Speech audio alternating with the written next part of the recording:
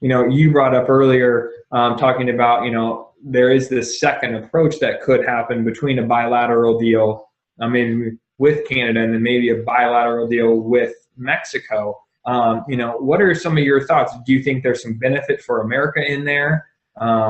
We do a lot of business with companies in the automotive sector and some other manufacturing that does happen in Mexico. And to me, that doesn't make a lot of sense. But I could also see kind of where it could make sense. So what are kind of some of your thoughts on potentially two bilateral deals rather than one just full trade pact between the three countries?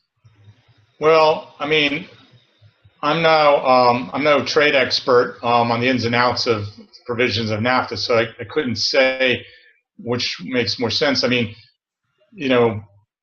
broadly speaking, NAFTA makes more sense than just improving it, adding chapters for e-commerce, digital trade,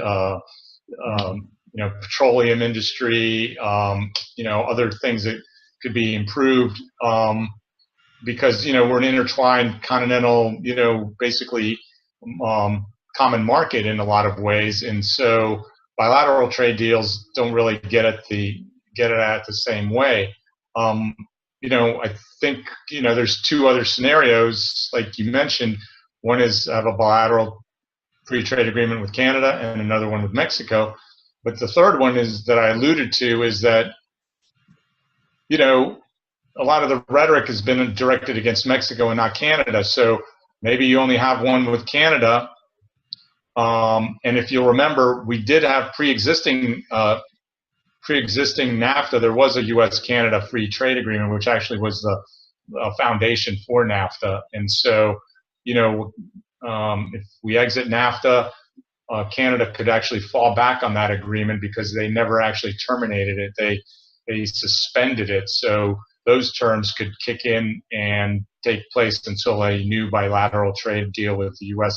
was concluded. But on the Mexico side, one scenario is like no bilateral trade agreement, and Mexico just becomes a most MFN trading partner, and we have to treat other countries in the World Trade Organization, and so then you would see tariffs in the 2.5% to 3% range potentially.